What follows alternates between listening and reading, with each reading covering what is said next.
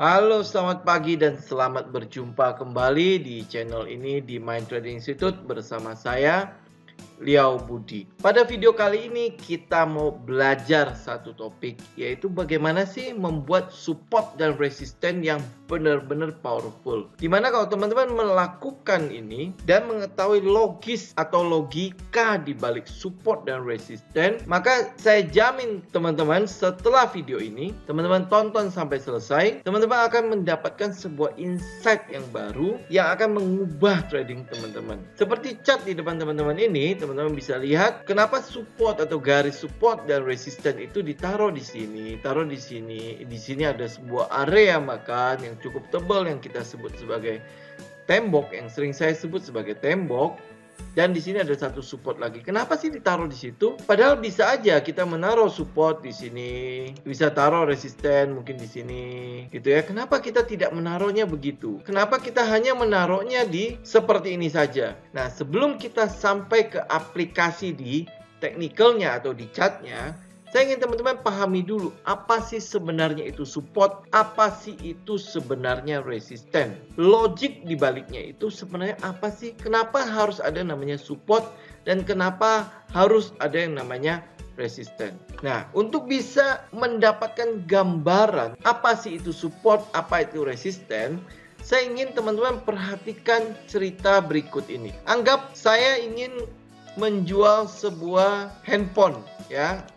Saya bikin aja handphone seperti ini. Anggap aja ini adalah handphone HP. Jadi saya mau menjual handphone ini, saya memproduksi handphone ini dengan harga perdana 1000 US dollar misalnya ya. Karena demand yang luar biasa, sehingga supply saya untuk handphone ini menjadi terbatas. Oleh sebab itu apa yang saya lakukan? Harga harus saya naikkan. Anggaplah misalnya harga ternyata harga berhasil mencapai 1.500 US dollar per handphone. Apa yang dilakukan oleh para buyer atau pembeli pada saat harga mencapai 1.500 US dollar? Mungkin ada banyak sekali buyer-buyer yang mulai merasa bahwa harga ini kemahalan. Mereka ingin menawar harga tersebut. Mungkin ada buyer yang menawar harga barang tersebut atau harga handphone tersebut dengan, saya tawar dengan 1.200 US dollar per satu handphone ya. Karena saya merasa bahwa supply saya cukup sedikit ya, sedangkan demand di pasar agak ramai, maka saya tetap bertahan dengan 1.500. Saya tidak mau jual di 1.200. Jadi tawaran itu saya tolak. Karena ditolak, mungkin buyer masih merasa bahwa ini barang masih akan cukup berharga untuk bisa dijual kembali. Tetapi nggak bisa saya beli di 1.500. Dia nawar misalnya di 1.300. Nggak? Dia tawar 1.300. Karena saya tahu ini demandnya masih besar di pasar, saya tidak mau. Saya tetap bertahan di 1.500. Oleh sebab itu 1.300 penawaran dari buyer saya tolak. Apa yang terjadi pada buyer? Karena dia punya uang, ya bisa aja tiba-tiba dia bilang, saya nggak butuh barang ini, saya mendingan cari barang lain. Orang saya punya uang, ngapain saya harus beli di 1.500? Betul ya? Buyer akhirnya, saya nggak mau nawar lagi. Mereka kabur. Benar, dengan kondisi mereka kabur, supply saya udah bertambah banyak karena kan ada produksi terus kan. Tetapi tidak ada demand. Maka yang terjadi pada harga, apa yang terjadi? Harga terpaksa saya harus turunkan. Kita mulai dengan harga 1.300 karena dulu ada permintaan di 1.300. Ternyata tidak ada buyer yang datang lagi. Apa yang harus saya lakukan? Saya harus kembali menurunkan. Anggap saya turunkan kembali ke 1.000 harga semula pada saat launching produk ini. Pada saat turunkan 1.000 pun demand tidak kunjung datang. Ya, demand tidak kunjung datang, supply udah bertambah banyak. Yang saya harus lakukan selanjutnya adalah saya harus mendiskon barang ini tambah turun, misalnya 700. Pada saat saya turunkan 700 pun demand nggak datang. Sampai akhirnya saya turunkan ke 100 US dollar. Dan saya mulai membuat sebuah spanduk besar di depan toko saya yang mengatakan harga promo gila-gilaan dari 1.500 US dollar. Sekarang teman-teman bisa dapatkan handphone ini hanya dengan 100 US dollar. Nah, singkat cerita, ada seorang yang bernama Wati, kita sebutlah ya, namanya Wati. Maaf kalau ada yang bernama Wati, ini hanya sebuah contoh saja. Oke, ini sebut aja namanya Wati. Wati jalan-jalan di depan toko saya dan dia melihat spanduk ini. Dia melihat spanduk ini bahwa handphone yang tadinya 1.500 US dollar sekarang hanya berharga 100 US dollar. Apa yang masuk ke dalam memori si Wati adalah dari 1.500 menjadi 100 US dollar. Karena Wati ini tidak punya demand atau tidak punya interest ke handphone ini, maka dia hanya mengingat saja. Kebetulan sekali ada temannya bernama, kita namakan ini adalah misalnya Iwan. Ya, kita namakan dia Iwan. Maaf kalau ada yang kebetulan sama namanya. Ya, ini hanya sebuah contoh. Nah, si Iwan bercerita ke Wati kalau dia punya sebuah keinginan ingin membeli sebuah handphone yang kriteria kurang lebih sama dengan handphone yang saya jual. Karena dia bercerita ke Wati, maka memori Wati muncul. Oh iya, saya pernah melihat di toko A, handphone ini harganya dari 1.500 menjadi 100. Kayaknya ini adalah kesempatan bagus nih, Wan.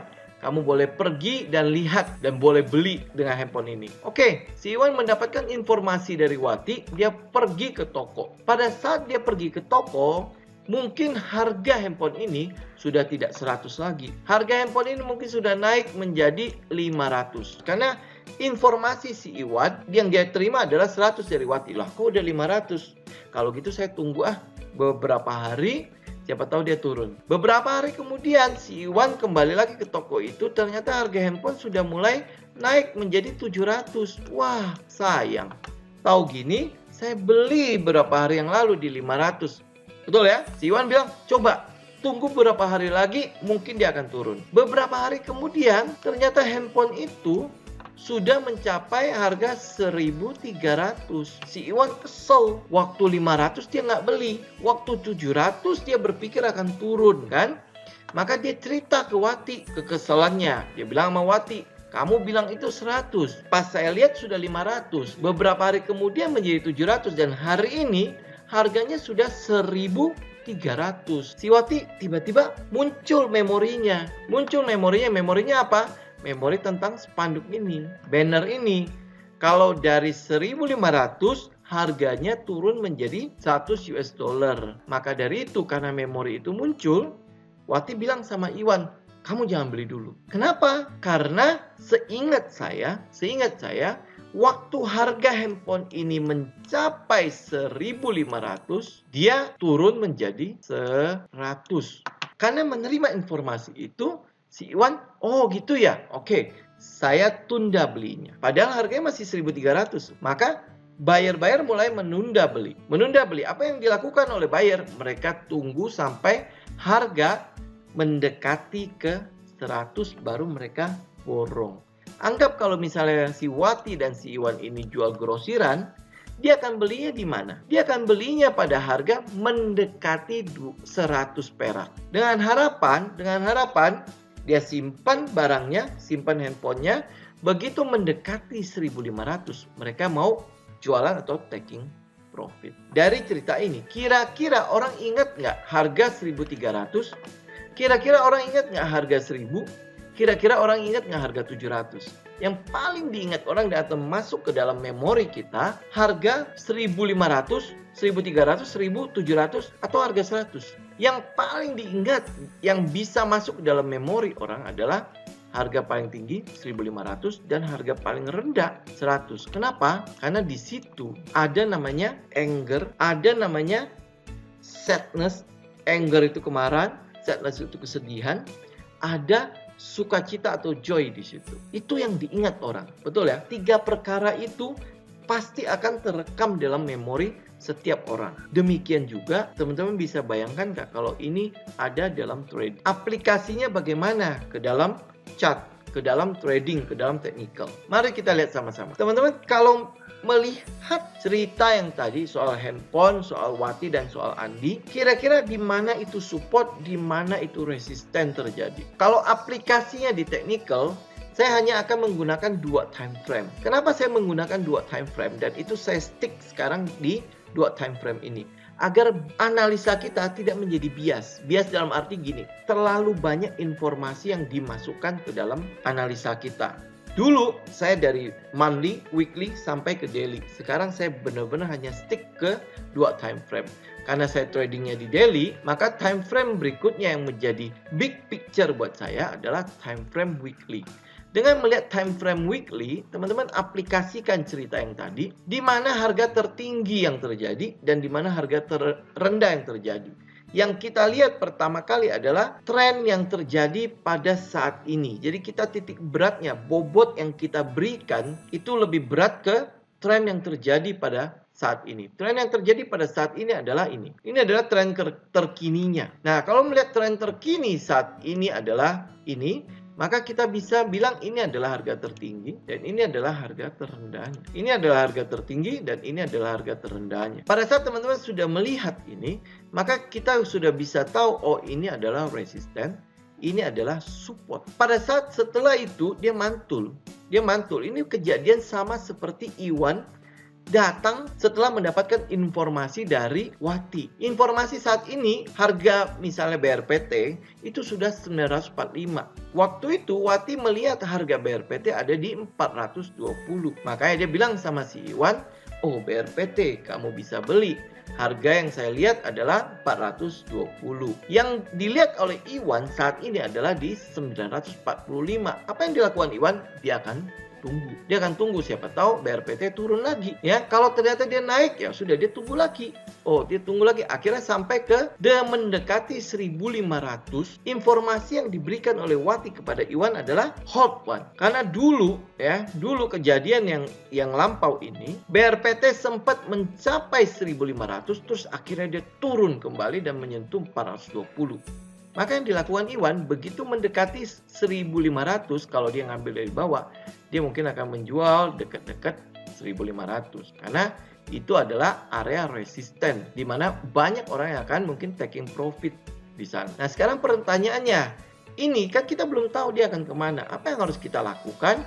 Yang kita perlu lakukan adalah kita cek kembali ke belakang. Apakah ada area di mana ada sebuah pergerakan yang terjadi yang terekam di dalam memori orang? Pergerakan seperti apa yang pasti terekam di dalam memori orang, yaitu pergerakan yang tiba-tiba masif. Contoh misalnya adalah ini, ya. Ini adalah sebuah pergerakan masif sehingga kita bisa lihat, oke, di mana area paling rendahnya sini dan di area paling tinggi adalah di sana, ya. Sama kan? Yang kedua adalah kita lihat lagi ke belakang, ini adalah area paling rendah dan satu lagi adalah ini adalah area paling tinggi. Nah, teman-teman udah lihat ini ada terbentuk support dan resisten yang dekat. Teman-teman bisa blok itu menjadi sebuah area yang kita tadi gambarkan bahwa begitu dia mendekati, ini adalah mendekati 1.100, mereka akan mulai profit taking. Kenapa? Karena ada memori yang terekam mungkin di masa lampau di tempat ini. Nah, boleh nggak kalau misalnya ini saya taruh di bawah sini? Karena ini kan pergerakan dari sebelumnya. Pergerakan ini kan dari sini sampai ke sini. Oke, sehingga kita mendapatkan area yang lebih besar. Oke, nah ini weekly kita udah dapat, kita lihat ke daily. Ini daily itu adalah time frame di mana kita trade, di mana kita menentukan di mana saya masuk dan di mana saya keluar. Nah, teman-teman lihat kalau di daily-nya, ya, lihat support dan resisten yang sudah kita bentuk sebelumnya, bagaimana harga bergerak ada di area tersebut. Oke, lihat harga begitu menyentuh ini, pot ini, dia mantul dulu sampai mendekati resisten ini, dia mulai turun lagi sampai ke support yang di bawah, terus dia mulai mantul ke atas. Dan lihat, dia udah begitu udah masuk ke area ini, ya, area resisten karena dia bergerak dari bawah, dia mulai membentuk seperti sideways. Dia mulai mencoba untuk bagaimana caranya mengumpulkan tenaga untuk break out dari sini. Nah, buat teman-teman agar lebih confirm ya, benar nggak sih ini support dan resisten yang benar-benar kuat gitu ya Kak? Kan itu cuma cerita, oke? Bagaimana membuktikan kalau ini secara teknikal ini adalah area support dan resisten yang kuat? Kita pakai sebuah cara atau metode yang teman-teman sering bilang, oh ini adalah metode yang terbaik atau yang paling canggih, yaitu garis Fibonacci. Lihat, areanya ada di mana? Area ini itu ada di 61,8% sampai 38,2%. Lihat areanya ya, ini terbentuk dengan sempurna. Dan yang di bawah ini area 23,6%. Lihat, dekat kan?